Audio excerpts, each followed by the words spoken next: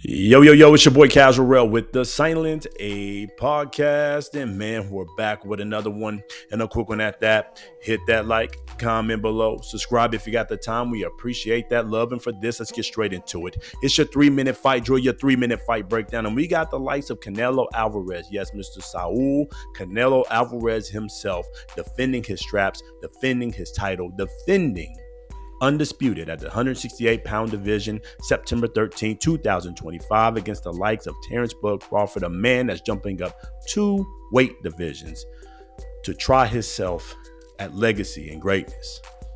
Who do we have winning this fight September 13, 2025 between these two men, these two warriors? Believe it or not, I have neither fighter winning this fight. So that means, yes, we are picking that rare occasion of a draw. And before we go any further, for both sides, Canelo, Terence Crawford, I know how rare the draw is, but we're going to stand on that and we're going with that, and I'll break down why. But if a fighter does win this fight, it will be by decision, and more than likely a close decision on both sides, because the skill set is there, high ring IQ, and the will of fighting men. I just can't see either of these fighters bending the knee and folding in this fight. Let's get into the draw. Something that we just hit on. High ring IQ in the skills. I see too many ways for either of these fighters to win this fight on both sides, whether it's Canelo or Terence Crawford. And usually when you get into this rare situation, because this is what we're in, right? We're picking the draw, and it's a rare time you pick a draw. But when you get into a situation like this of two high IQ fighters, two future Hall of Famers, two pound for pound guys, current pound for pound guys, usually you run into this situation, the styles match up, and there's too many ways to win. Usually it ends up in a stalemate, which means, yes, a draw. The skill set is there. The business of boxing is there. You think either fighter is going to, get that close decision victory over the other? It could happen. Yeah, it could still happen. The business of boxing does what it does best. But what better way than keep two revenue streams going than supporting the face of boxing and the likes of Canelo Alvarez, not blemishing that record. Same thing for Terence Crawford. Dared to be great, been loyal to the brand, been loyal to Riyadh season. They've already said they want to see the rematch. The best way to keep pushing that rematch is by what? A draw. Or, don't get me wrong, a very close decision victory to make this fight entertaining, to make the controversy go, to make the world of boxing keep talking about it, especially if it's a great show, especially if they put on, more importantly, a fight. Skill set. I think Terence Crawford is going to implement the jab. Better implement the jab. He should implement that jab and win in that category. He's going to jab to that body between rounds 1 through 3. Offset Canelo Alvarez, make him drop his hands, reset, as Canelo Alvarez has a very bad habit of resetting, trying to counter or move his footwork a little bit differently so he can set back up for his power shots. After getting that off, getting comfortable, getting set between rounds 4 through 6, you're going to see Canelo Alvarez do something he has never done not never done, but hasn't done in a long time. That's trying to punch while moving, trying to trap his man and let him feel him. He's not going to set up for those big power shots with that wide stance anymore through rounds 4 through 6. He's going to try to trap Terence Crawford in the neutral corners. Why in the neutral corners, aka the white corners? Is because he wants to drown Crawford, not just by punches and not by just power, but by the audience. He wants the audience to drown the likes of Terence Crawford so he can't hear the instructions coming from his corner and the likes of Bomac.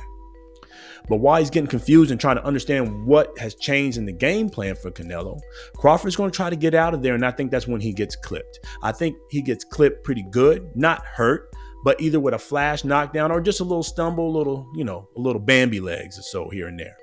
That's what's going to start turning this fight, as that first feel of power comes from Canelo. And again, it won't be a set shot from Canelo, so he won't get everything, but he's going to get enough of them as he starts catching them.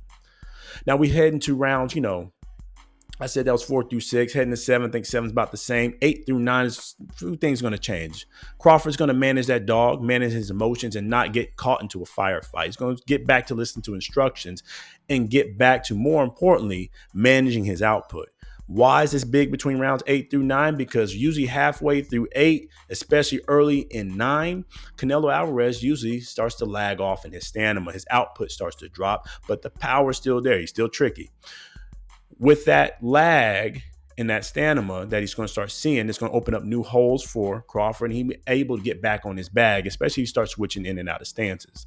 I think between rounds 10, 11, and 12, Crawford will own those back half based off the stamina. Not saying Canelo's just going to, empty the tank and be all the way gone. I just think his output won't be there, and Crawford will be able to manage his stamina a little bit better, have that output a little bit stronger towards the end, especially since he's fighting at his more natural weight, and be able to offset the likes of Canelo Alvarez in that back half of that fight. They'll probably split, round 11, give it to Canelo, 10 and 12. We're all just predicting these rounds, right? Anything can happen. But what we're trying to say is one fighter is going to start off strong. That's going to be Crawford. Not overwhelming, just boxing smart. In the middle of the rounds, Canelo's going to impose his will with his power, and more importantly, with his skill set and ring IQ as he switched up the game plan to start moving and punching and giving up some of that high ground on his power so he can get the right shots in and then trick his man into getting clipped with something strong. On the back half of the fight, we're going to see that stamina kind of play into factor, and we see Crawford kind of winning in that category. But once again, both men make it to the 12th and final round in our opinion. And now we get there, I split the rounds evenly. 114, 114. But let's say we get it 115, 113. The business of boxing does what business of boxing is going to do, like we said earlier.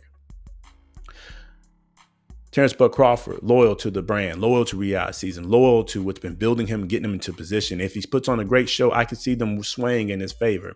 Not saying they're going to do anything tricky with the judges or nothing like that. I'm not saying that. I'm just saying. Canelo Alvarez, same thing, face of boxing. You really don't want him to take a big loss like that. So as they're judging this thing and they're scoring the scorecards, it's going to be tight because they're going to see the skill set from both men. They're going to see the intensity from both men. They're going to see the will from both men. It's going to be hard to really just pick a true winner in this situation. That's really what we're getting at. So as the card starts rolling, you got the face of boxing on one end, and you got the man who challenged himself to be great, pound for pound, loyal to the brand. What better way to keep the two revenues going than let's do this again. Let's have this rematch. Let's make it a draw.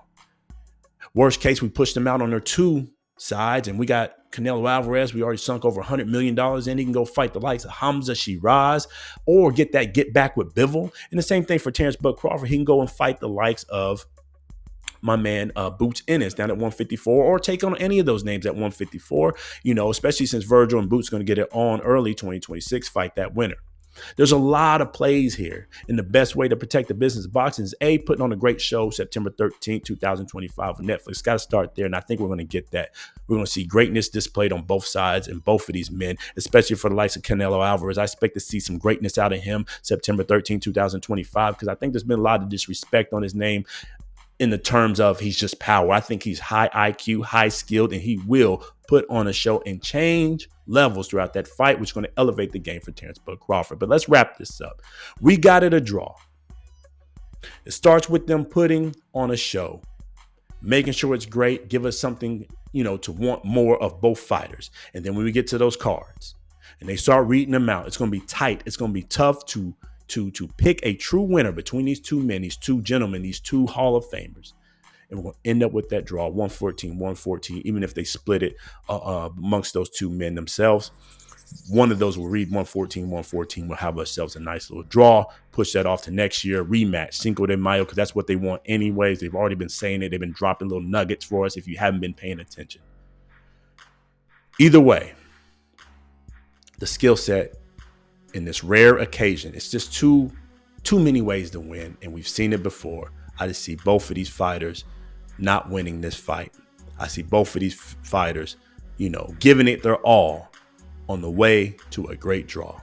Anyways, that's our opinion on that. We talked way too long. This was your 3-minute fight, or your 3-minute fight breakdown. We got a draw happening September 13, 2025 between Canelo Alvarez and Terence Crawford. Hit that comment section. Let us know what you think. Hit that like button first. And more importantly, if you got a little time, subscribe. We appreciate that love. Until the next time. Peace.